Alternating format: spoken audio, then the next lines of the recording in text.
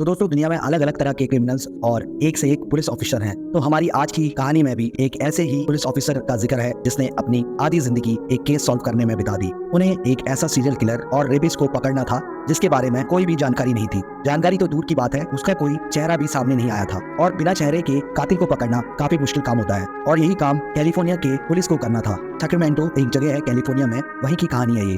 1974 से 1986 की कहानी है। इन 12 सालों में जो कैलिफोर्निया में होता है वो ना ही तो कभी उसके पहले हुआ था और ना ही तो उसके बाद कभी हुआ। 12 साल तक एक बिना चेहरे का शख्स कैलिफोर्निया के अलग अलग कोने में कत्ल और रेप करता रहा। शुरुआत में ये छोटी मोटी चोरियां करता था। उसने करीब 200 से ज्यादा चोरियां की, लेकिन वो कभी पकड़ा नहीं गया। धीरे धीरे वक्त बीता और उसने अपनी चोरी करने का तरीका बदल लिया। अब वो ऐसे घर में चोरी करता था जिसमें कोई अकेली औरत या फिर लड़की हो। दिन में वो घर का अंदाजा लगाता और जैसे ही रात होती और उसे यकीन हो जाता कि घर में बस ये औरत है या फिर लड़की है, तो वो फिर उस घर में घुस जाता। वो हमेशा अपने साथ एक चाकू या फिर बंदूक रखता और जब भी वो किसी घर में घुसता तो अपने फेस पे मास्क लगा लेता। उसके बाद ही वो घर में दाखिल होता था और गन पॉइंट पे या अकेली महिला या फिर अकेली लड़की को कमरे में ले जाता और उसके साथ जबरदस्ती करता। वो लड़कियों को उसी कमरे में ले जाता था जिस कमरे में टीवी होता था। वो पहले टीवी ऑन करता और फिर टीवी के ऊपर एक कपड़ा रख देता ताकि कमरे में ज्यादा रोशनी ना हो, लेकिन इतनी रोशनी आए इससे कि वो विक्टिम का चेहरा देख सके, क्योंकि डरा हुआ चेहरा देखने में काफी मजा आता था। धीरे धीरे जब कैलिफोर्निया में बहुत सारे रेप एक साथ सामने आई, काफी हैरानी हुई और जब ये सामने आया कि उन सब के पीछे एक ही इंसान का हाथ है तो लोग दंग रह गए। तब अखबार में एक खबर छपी कि जहां इस रेपिस्ट को अकेले लड़की या औरत दिखती है ये वहीं जाता है और उनका रेप करता है। तो अनफॉर्चुनेटली ये खबर उस रेपिस्ट ने पढ़ ली और उसने इसे एक चैलेंज के रूप में देखा। इस बात को गलत साबित करने के लिए उसने अपना तरीका बदला। उसने सोचा कि अब मैं उस घर में जाकर रेप करूंगा जिस घर में कोई मर्द भी हो। उसके बाद उसका जो पहला शिकार हुआ वो एक न्यूली मैरिड कपल थे। वो रात को खिड़की के रास्ते से घर के अंदर आता है। वो कपल दोनों बेडरूम में थे। अचानक से ये रेपिस्ट उनके चेहरे पर एक फ्लैश मारता है जो वो अपने साथ लेकर चलता था। वो कपल इसे देखकर चौंक जाते हैं। बीवी के चिल्लाने के पहले ही वो चाकू और गन दोनों निकाल लेता है और कहता है कि अगर शोर मचाए तो मार दूंगा। फिर कमरे से कुछ चीजें उठाकर पत्नी से कहता है कि अपने पति के दोनों हाथ और पैर बांध दो। उसके बाद जब पति बेबस हो जाता है तो उस पति के सामने ही वो उसकी पत्नी के साथ जबरदस्ती करता है। इस दौरान पति अपने आप को जैसे तैसे रस्सी से आजाद करता है और उस चोर के ऊपर कूद पड़ता है। हाथापाई होती है और फिर चोर उसके ऊपर गोली चला देता है। पति की स्पॉट डेथ हो जाती है। बीवी घबरा के चिल्लाने लगती है तो फिर वो उसको भी गोली मार देता है और फिर दोनों का मर्डर और रेप करने के बाद वो वहाँ से निकल जाता है। उसके कुछ दिन बाद ही वो एक दूसरे घर में जाता है और वहाँ एक बाप बेटी होते हैं। ये गन पॉइंट दोनों को धमकाता है और पिता के हाथ पांव बंधवाकर लड़की के साथ जबरदस्ती करने की कोशिश करता है, लेकिन फिर बाप बीच में आ जाता है। दोनों में लड़ाई होती है। फिर वो उस घर से भागने लगता है, लेकिन भागते भागते वो उस बाप को गोली मार देता है, लेकिन लड़की बच जाती है। तो फिर इस इंसिडेंट के बाद वो एक इलाका छोड़कर कहीं और चले जाता है, लेकिन जब उसने ये इलाका छोड़ा था तब तक वो 51 रेप कर चुका था कैलिफोर्निया में अलग अलग हिस्सों में। लेकिन फिर वो गायब हो जाता है और रेप की घटनाएं रुक जाती हैं। पुलिस लगातार ढूंढती है लेकिन उसका कोई सुराग नहीं मिलता। कुछ वक्त बीतता है। 1976 से 1977 का वक्त आया। तब तक मीडिया में इसके चर्चे चालू थे और मीडिया ने उसको एक नाम दिया, ईस्ट एरिया रेपिस्ट, क्योंकि इसका कोई चेहरा और नाम तो था नहीं तो लोग उसे इसी नाम से जानने लगे। कुछ साल के बाद फिर अब अचानक एक दूसरा सिलसिला शुरू होता है, लेकिन अब रेप नहीं कत्ल होता है। टोटल 12 कत्ल होते हैं। 13वां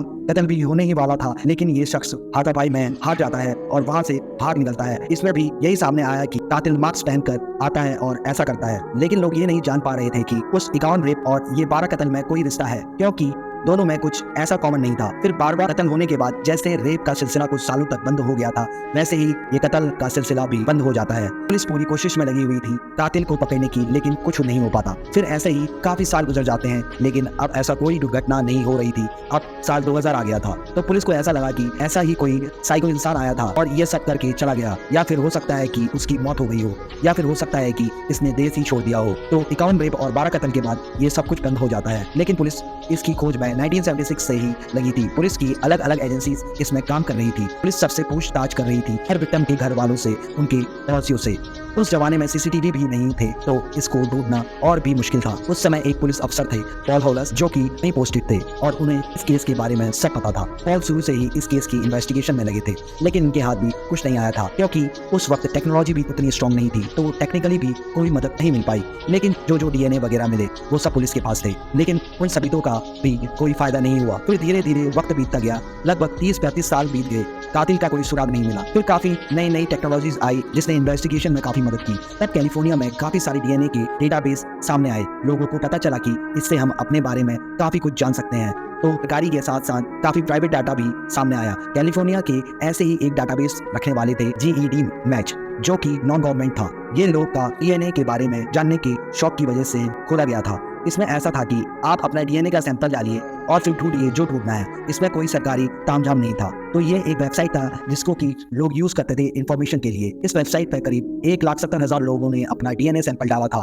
तो तब डीएनए का इतना चार्ज बढ़ा और काफी सारे केस सुलझने लगे। तो पॉल, जो कि इस केस के साथ स्टार्टिंग से जुड़े थे, तो ये जो केस था उनके 63 विक्टिम थे टोटल, और ज्यादातर जगहों से सैंपल को कलेक्ट किया गया था। अब उन्होंने उस सैंपल से डीएनए को निकालना शुरू किया। उससे भी कुछ सामने नहीं आया, लेकिन पॉल ने हिम्मत नहीं हारी और इस दौरान सरकारी वेबसाइट के साथ साथ एक दिन उन्होंने प्राइवेट वेबसाइट भी जांचने का सोचा। तो इसी GED मैच वेबसाइट पर पॉल वो अनजान डीएनए का सैंपल डाल देते हैं जो उन्हें 51 रेप विक्टिम्स और 12 कत्ल होने वालों के घरों से मिला था। और तब तक ये तो पता चल चुका था कि ये 51 रेप करने वाला और 12 कत्ल करने वाला एक ही इंसान है, क्योंकि वो डीएनए एक ही शख्स के थे। तो सैंपल देखने के बाद अचानक एक शख्स इसी वेबसाइट पर आता है और देखता है तो उसका डीएनए मैच हो जाता है। तो पुलिस के लिए एक काफी बड़ी कामयाबी थी। फिर फौरन उस शख्स का पता किया जाता है और पता चलता है कि कातिल नहीं है, लेकिन ये तय था कि जो भी कातिल है वो इसी खानदान से है, क्योंकि इसका डीएनए मैच हुआ था। फिर उसके फैमिली के एक एक बंदे का डीएनए लिया जाता है, वो भी खामोशी के साथ, बिना किसी को कोई खबर किए। तो एक एक कर उसके पूरे खानदान के डीएनए को निकालने के बाद पॉल की टीम एक शख्स तक पहुंचती है और वो शख्स थोड़ा अलग था। पता चला कि वो शख्स पहले नेवी में था, फिर उसने नौकरी छोड़ दी और पुलिस फोर्स ज्वाइन कर लिया। फिर उसने 1976 में पुलिस की नौकरी भी छोड़ दी और 1974 से ही ये रेप का सिलसिला शुरू हुआ था। तो ये एक चीज पुलिस को काफी अजीब सी लगी। ये सारी बातें जून 2018 की थी। तब उस शख्स की उम्र 72 साल थी और थोड़ी साल पहले वो 32 साल का था। तो पुलिस ने उसके ऊपर निगरानी करनी शुरू की और उसके घर से अलग अलग तरह के सैंपल कलेक्ट किए। जब सारे सैंपल आ गए तो जितने भी विक्टिम थे उन सब से मिले डीएनए को डबल चेक किया गया, तो वो सारे सैंपल उससे मैच हो गए। तो पुलिस को यकीन हो गया कि ये वही शख्स है जिसने 51 रेप और 12 मर्डर किए। लेकिन पुलिस उसे गिरफ्तार करने में थोड़ा घबरा रही थी, क्योंकि अगर उसे थोड़ी भी भनक लगती तो वो खुद की या किसी और की जान भी ले सकता था, क्योंकि ये काफी खतरनाक इंसान था। आखिर में ये तय किया गया जब वो घर के बाहर जाएगा तब उसे गिरफ्तार करेंगे, ताकि वो जब कुछ रिएक्ट न कर पाए। लेकिन वो घर से काफी कम निकलता था। फिर वो किसी दिन घर से निकलता है और सारे पुलिस वाले उसके ऊपर टूट पड़ते हैं, हथकड़ियां लगाते हैं और गिरफ्तार कर लेते हैं। और उसे पता चल चुका था, इसलिए उसने विरोध भी नहीं किया। फिर उसे पुलिस स्टेशन लेके आया जाता है, उससे पूछताछ करते हैं, उसे कोर्ट ले जाते हैं और कोर्ट में सिद्ध होता है कि यही है वो मुजरिम जिसका नाम जोसेफ डेजिनालो है, जिसने की 51 रेप और 12 कत्ल किए। और फिर उस पर मुकदमा शुरू होता है। तो दोस्तों, ये थी एक एक्स नेवी ऑफिसर और पुलिस ऑफिसर की कहानी जो आगे चलकर एक बड़ा रेपिस्ट और मर्डरर बन गया। ऐसी कहानी से रिलेटेड वीडियोस के लिए हमारे चैनल को सब्सक्राइब कर लीजिए गाइस। वीडियो अच्छी लगी तो वीडियो को लाइक कर लीजिए। Thank you for watching the video. Bye bye.